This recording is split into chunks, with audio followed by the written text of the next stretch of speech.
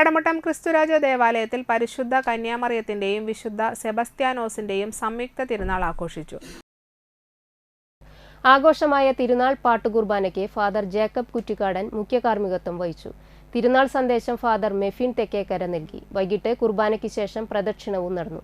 ഇടവക വികാരി ഫാദർ സിൻഡോ മാടവന, കൈക്കാരന്മാർ, കൺവീനർമാർ, കുടുംബ സമ്മേളന ഭാരവാഹികൾ, സംഘടനാ ഭാരവാഹികൾ തുടങ്ങിയവർ തിരുനാളിന് നേതൃത്വം നൽകി.